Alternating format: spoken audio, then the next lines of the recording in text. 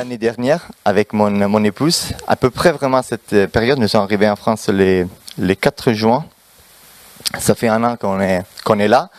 Et Dieu vraiment nous étonne et nous émerveille.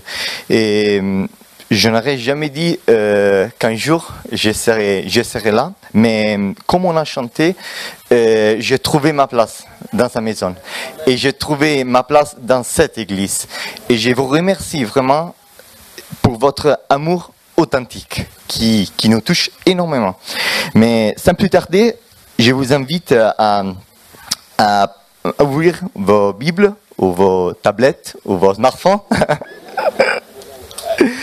dans Matthieu chapitre 7.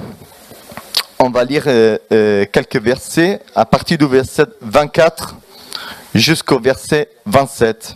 Nous te remercions encore pour cette parole, Seigneur. Je te prie vraiment que tu puisses parler à nos cœurs, à nos vies, Seigneur, et que tu puisses vraiment nous bénir au nom de Jésus. Amen.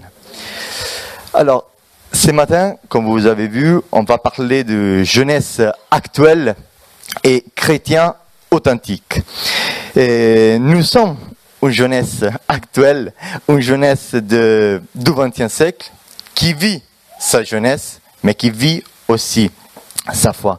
Nous sommes une jeunesse authentique, malgré les combats, les difficultés que nous traversons. Nous sommes une jeunesse authentique et nous sommes des chrétiens. Nous voulons être des chrétiens authentiques, avec nos réalités, avec nos combats, mais aussi avec nos joies. Et ce matin, en fait, je voudrais vous parler de cela, d'authenticité, d'être authentique. Et alors, ce que je fais, j'ai cherché d'abord dans les vocabulaires la définition d'authentique. Qu'est-ce que ça veut dire authentique? Alors, je l'ai trouvé très intéressant. Authentique, ça veut dire dans l'origine, la réalité, l'auteur sont certifiés.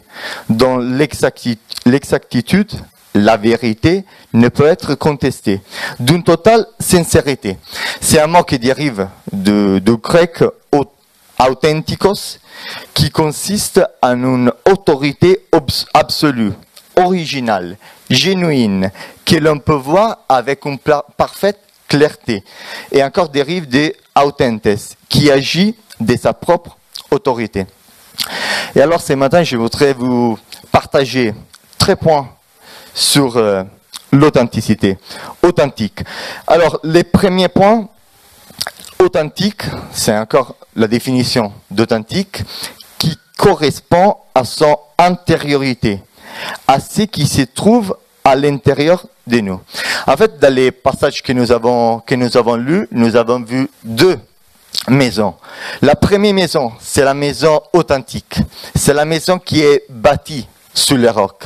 Alors que l'autre maison, elle a l'air d'être une maison, mais en fait, c'est pas une maison, c'est pas réel de bâtir une maison sur un sable. Et là, c'est une contrefaçon, la maison bâtie sur les sables. Mais nous voulons vraiment bâtir notre maison, bâtir notre vie sur les rocs qui est Jésus-Christ. Et nous voulons être authentiques, comme Dieu, lui, il est authentique. Et les premiers points, en fait, nous pousse vraiment à réfléchir sur l'intériorité, pas sur ce qui est extérieur, mais sur ce qui se trouve à l'intérieur de nous. En fait, dans 1 Samuel 16, 7, le Seigneur dit, « Je ne juge pas de la même manière que les hommes. L'homme ne voit que ce qui frappe les yeux, mais l'Éternel regarde au cœur. » Et je trouve cela vraiment surprenant de voir vraiment un Dieu qui a à cœur, vraiment notre cœur, qui ne regarde pas les apparences, mais il regarde vraiment ce qui est dans notre cœur. Et Dieu, dans ces moments, il regarde dans ton cœur et il sait ce que tu es en train de traverser. Alors que nous avons parfois, bien souvent, la tendance à cacher ce qui est dans nous. Comme Christelle disait, à porter des masques. Mais devant Dieu, il ne faut pas porter des masques. Il faut être tel que nous sommes.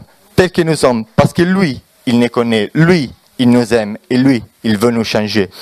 Et Dieu nous encourage en fait à être authentiques, à ouvrir nos cœurs devant lui, sans crainte, à exprimer nos besoins avec foi, à crier devant lui si nous avons besoin d'une réponse, si nous avons besoin d'une guérison physique, spirituelle, parce que lui, il est le seul vrai Dieu, lui, il est authentique et lui, il peut tout faire. Et vraiment, le Seigneur nous encourage avec cette parole à vraiment à ne pas s'arrêter par ce que les autres peuvent penser. Bien souvent, en fait, on porte des masques, on apparaît d'une certaine façon, parce qu'on ne veut pas montrer cela. Mais Dieu vraiment veut que nous puissions vraiment nous ouvrir devant lui, qu'on puisse être authentique, honnête, sincère avec lui. Tout au long de cette année, avec les jeunes, en fait, on a pris vraiment cette habitude de se prendre du temps, des prières ensemble, qui ne peut se dissoudre.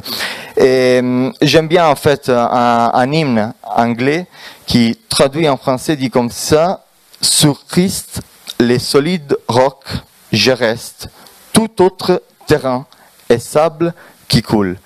Tu peux essayer de bâtir ta vie sur pas mal de choses. Nous avons vu dans les passages combien de choses pourraient essayer d'affecter nos vies, combien de choses dans nos vies, ça peut être la carrière, ça peut être l'argent, ça peut être la beauté, ça peut être l'amour pour quelqu'un d'autre, que ce soit pas Dieu. Tu peux essayer de le faire, mais finalement, tu arriveras toujours à réaliser que ça peut pas tenir parce que le vrai Dieu et être authentique comme lui, il est authentique. Et le troisième point, c'est authentique, ça veut dire légalement reconnu comme vrai. Ces messages, vraiment avec la prière d'être comme Jean-Baptiste, qui Jésus décrit dans Jean 5 au verset 35.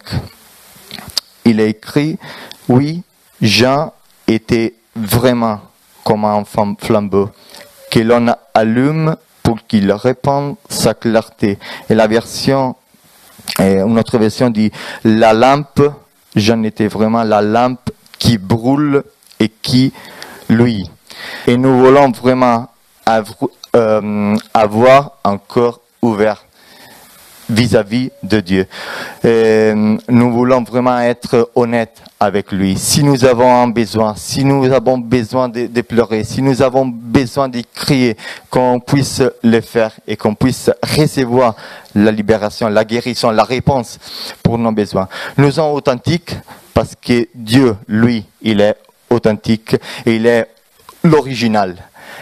Et il y a pas mal de contrefaçons dans ce monde, mais Dieu, lui, il est réel. Et si nous réalisons tout cela dans nos vies, alors il est naturel d'avoir aussi des conséquences à l'extérieur, amour, unité, partage et vérité, vis-à-vis de nos frères, de nos sœurs, et vis-à-vis aussi de ces mondes. Dieu nous bénisse. Amen.